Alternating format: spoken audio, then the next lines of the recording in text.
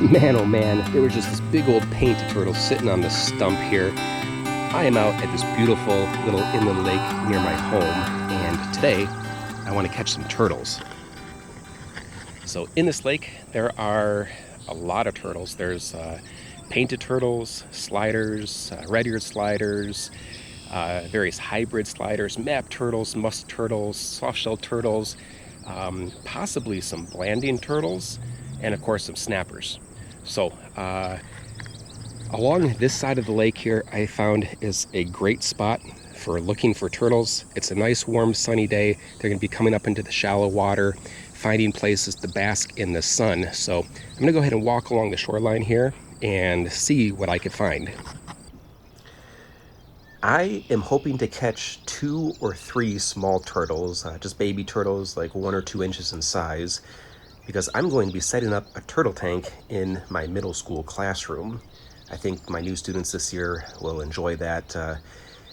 But I don't have a very large tank, just a 20-gallon tank, so I need some small turtles, nothing very big.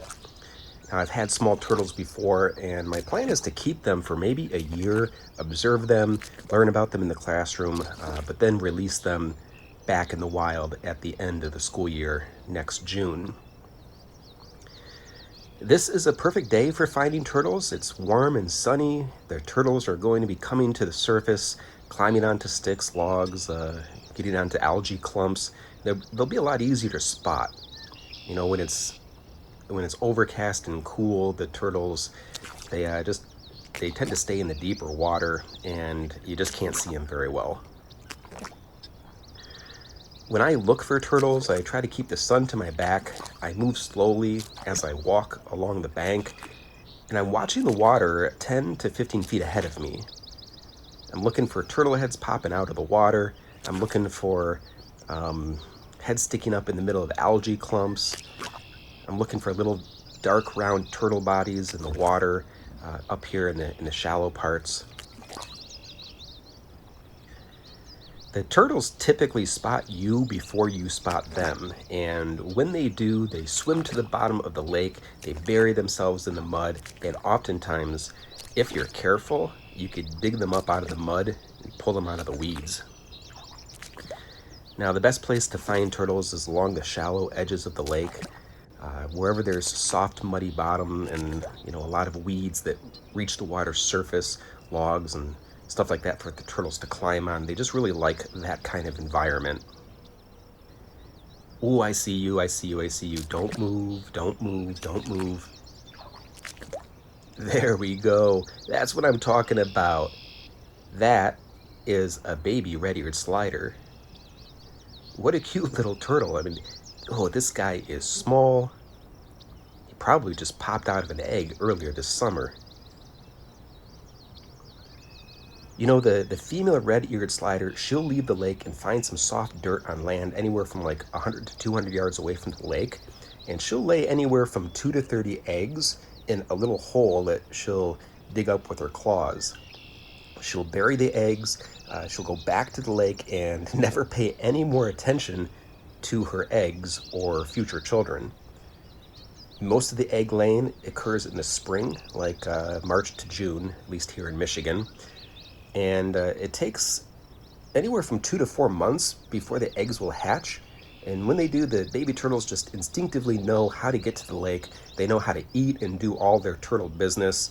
Such easy children, right? So you might be wondering if this is a boy or a girl turtle, but the truth is, it is too young to tell.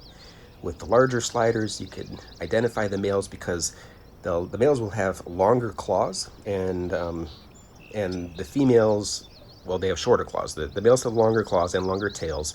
Plus, the males only grow to about 6 to 8 inches, and the females get a lot bigger, like 8 to 10 inches. Now, red-eared sliders, they're one of the most common types of turtles that people keep as pets.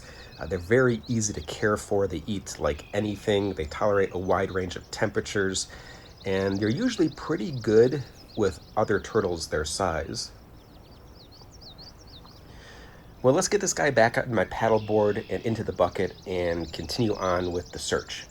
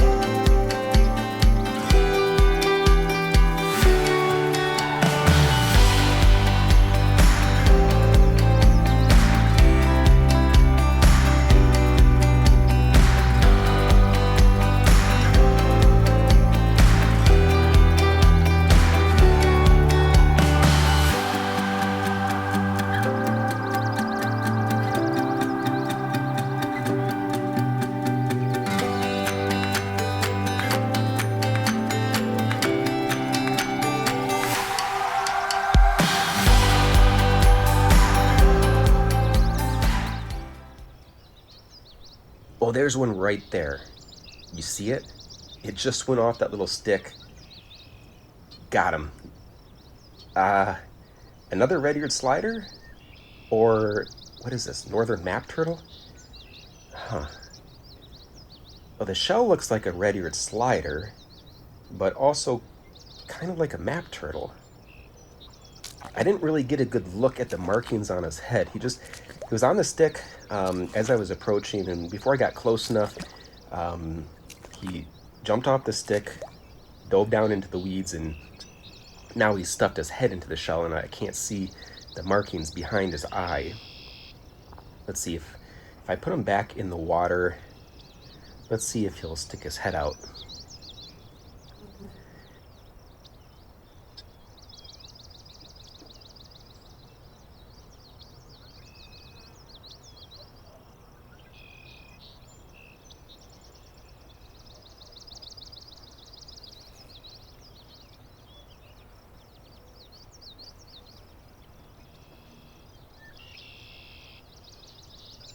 All right, come on, little guy. Stretch your head out.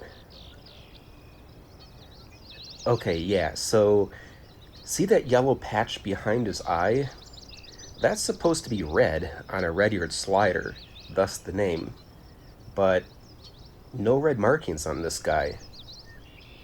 But I tell you, I mean, to me, this looks a lot more like a red-eared slider with no red marking than it does a map turtle, because map turtles, they usually have like round rings on the scutes of their shell, like contour lines on a map, and I don't really see that on this guy.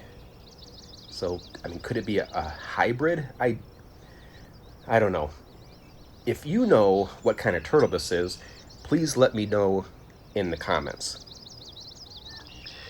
All right, let's get this guy back into the bucket with the other one and call it a day.